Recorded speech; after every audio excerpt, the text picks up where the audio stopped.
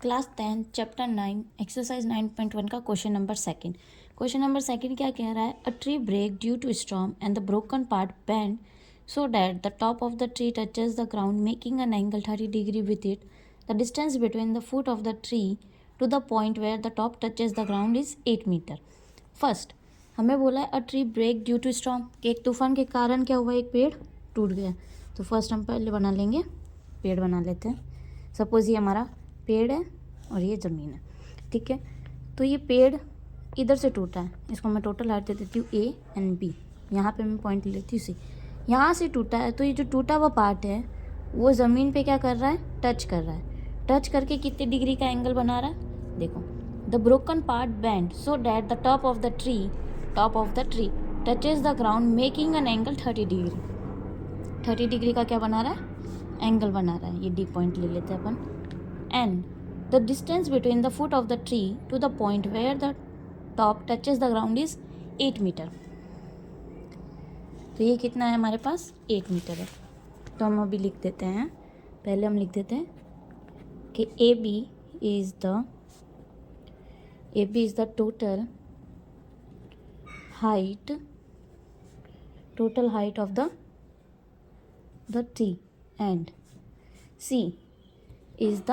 सी हमारे पास क्या है, C is the point where the tree broke and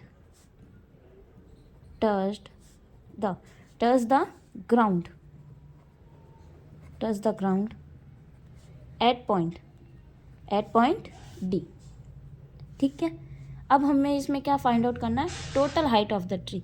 total height क्या है हमारे पास, ए बी है, और ए बी कैसे बना है, ए सी से और सी बी से बना है। हमें ये दे रखा है, क्या मैं इससे सी भी निकाल सकती हूँ, तो क्या एंगल लगेगा, ये तो हो गया हमारा बेस, ये हमारा क्या हो जाएगा, परपेंडिकुलर। तो बेस अपॉन परपेंडिकुलर, तो क्या मैं इधर टेन थीटा लिख दूँ, टेन थीटा क्या होता है, परपेंडिकुलर। तो सी बी। क्या मैं ए बी लिखूँगी, नहीं, ए बी नहीं लिखूँगी मैं।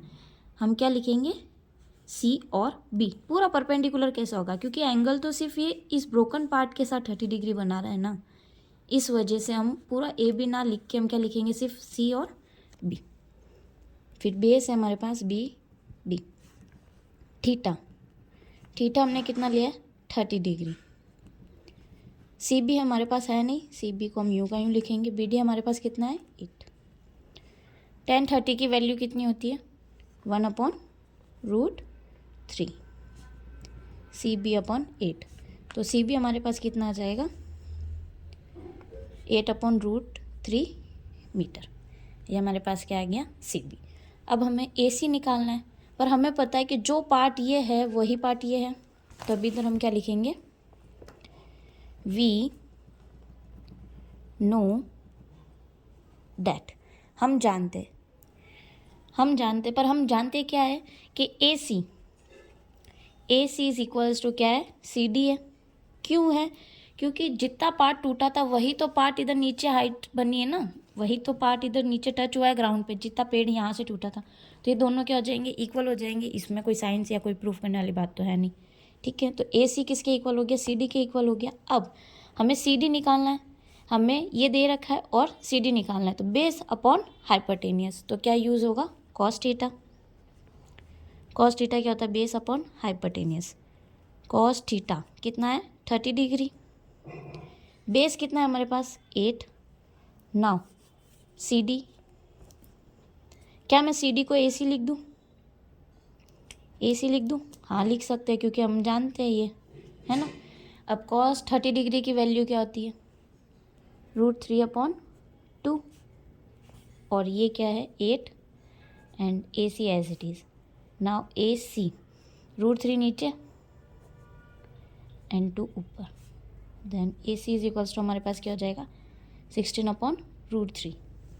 अब हम क्या करेंगे, हमें पता है total height of the tree निकालना है। नाउ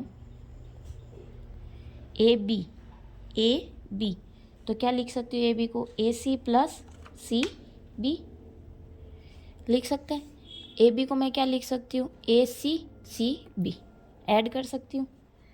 तो ये हमारा ए बी, ए सी कितना है 16/√3 मीटर, प्लस ये कितना है हमारे पास 8/√3। हमारे पास क्या हो जाएगा, अगर मैं एलसीएम ले लूँ, दोनों बेस सेम है as it is. A B कितना हो जाएगा हमारे पास, इसे ऐड करूँगी मैं तो 24√3, √3 को √3 से इंटू एंड डिवाइड, ठीक है। तो अब क्या आ जाएगा हमारे पास 23√3 हमारे पास क्या हो जाएगा 3 की टेबल में 24 कितने टाइम्स कट हो रहा है 8 टाइम, तो 8√3 मीटर। तो total height of the tree हमारे पास क्या आ जाएगी 8√3।